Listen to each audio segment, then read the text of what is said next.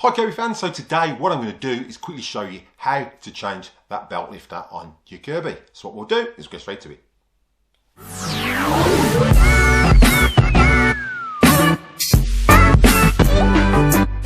Hi Kirby fans, welcome back to the channel. Again, those who are new to the channel, if you're getting value out of this content, then contemplate showing support by slapping that subscribe button. It's absolutely free.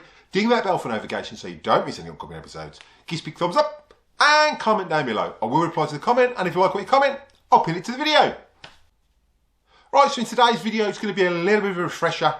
So it's aimed at all the new subscribers that are just discovering the channel. Again, we are running competitions on the channel, so if you want to be able to enter those competitions as they run, make sure you hit that subscribe button. And again, I've got merchandise listed in the description below. So like I said at the beginning of the video, what we're going to be doing is quickly showing you how to replace that belt lifter. Now, quite a few people have issues with them either breaking or they're just too stiff on the older Kirbys. So I'll quickly show you, we'll quickly jump in and I'll quickly show you the differences between the belt lifters, and then what we're going to do is be using a Centuria 2.1 to actually go through the process of actually changing it. So what we'll do is go straight to it. So what we'll do, we'll start with the Heritage 2.1. Now these are the earlier type and they had a screw behind these stickers. Now obviously this one's loose because I took it off. If you want to reapply them and you haven't got a new sticker, obviously heat them up with a hairdryer and then peel them off, and then you should be able to stick them back on. Obviously all the sticky's gone off this. I need some double-sided tape to stick that back on. But your screw is literally fitted behind there. Then as Kirby progressed, we'll move over to the Generation series. So they went from the Legend 2, which I have got, but I just thought I'd use this. It's exactly the same as the Legend 2. We went to the Generation 3. Now with the Generation 3, to remove your belt lifter, again, it's still the same setup with a screw. You're going to have to get a screwdriver, literally slide it under there, that will lift up, and then pop that out. And your screw is located just behind there. But then Kirby wanted to go one better and changed it again on the G4. So as we come across to the G4, we're back to a sticker again, a full sticker. So you're going to have to heat this up again with a hairdryer, get a little Stanley knife under the edge, peel it off, and that way you can get to the screw. It saves you damaging the sticker, and then you can reapply the sticker after. Now, if we move on from that, we went to the G5. So the G5 changed again, and we actually got a better lifter because we got this bit here that pops out. Now, again, the screw is literally behind this sticker. You can get replacement stickers, and I will put a link in the description of where to get them from. Again, I'm not going to peel this one off purely because I've only just stuck it on. But the screw is located behind there. So again, you don't want to, you can either put a hole in the sticker if you want, it's entirely up to you, but I prefer just to heat it up with a hairdryer, get a little Stanley knife, peel it off, stick it on just something that you can actually peel it back off again, whether it's a piece of glass or anything that's, you know, it's going to peel off again with, and then stick it back on after you've replaced your belt lifter. Now the issue with these was these tend to, yes, they're a lot easier to turn, but I found a lot of Kirbys, these have snapped. So again, you might want to change the belt lifter for that reason, or you might want to fit a later style one. If you're doing the G4 upgrade like I did, and you're fitting a G5 head, then you're going to want to change the belt lifter to the new G4 style or the Centuria one, depending what belt lifter you want on there. So that was the G5. Now, as we went on, the G6 stayed exactly the same, so it's still behind the sticker. So Kirby changed it again on the G7. So on the G7, the belt lifter went to the top, which you flip that out, and the screw's still in the same spot, but it is accessible. So that one's a lot easier to undo. And then after that, we moved on to the Centuria, which is exactly the same as the Avalier. Okay, so with the Centuria and the Avalier, we had this type, and again, Kirby moved this, and I presume it's just, it doesn't break as easy. They moved it to the middle, which is a lot more easier to move, and your screws in the middle. Like I say, when you change them, just don't over tighten them because you will split them. So what we'll do now is we'll jump into the video, and I'll go through the process with the Centuria 2, showing you how to change it, and again, what the differences were. So what we'll do is we'll get straight to it. Right, so to replace your belt lifter, what you're going to have is you're going to have your bearing washer, you're going to have your spring washer, and then your flat washer. All these will come off when you actually do them. Now on the earlier models, these had two short ones, two short connectors. On the new ones, that one's a bit longer, so the longer one goes at the actual bottom. So what we're going to do is we're going to start off with the bearing washer, and we're going to put that in first. What I tend to do is put my hand through the back. So I put my hand through the back so I can literally hold it in place. So what we're going to do is put this bearing washer in. Just like so. This part here, that's your stopper, which actually stops your belt lifter from turning all the way. So this goes literally opposite, so it's literally on where the belt on sign is. Next, on top of that, we put our spring washer, like so. And then we put our other washer on there.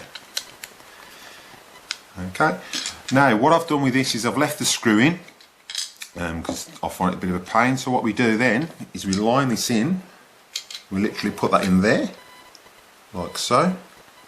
And we just line it up where it says on. This is the tricky part, because what you have to do is you have to sort of turn it round, and I don't know if you can see inside, and just keep the pressure on that. Right, so we get our belt lifter, and we're going to put it in that way round. That will line up with that bit there. Trying to do it the best way I can see, so we just slot that in. Like so. As you can see, that's slot in now. Okay, it's because I'm trying to tilt it. So then what you do is put your hand there behind and hold that in place. Spin around. Keep holding your handle. And now we get our screw. And we tighten it up.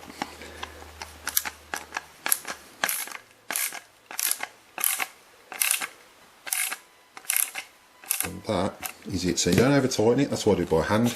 Check the belt lifter works, which it does. So again, I'm trying to just get you in the light. So as you can see, our belt lifter is now turning. And that's the easiest way to do it. So I'll just do it one more time. So I'll put my fingers in the back there just to hold everything in situ.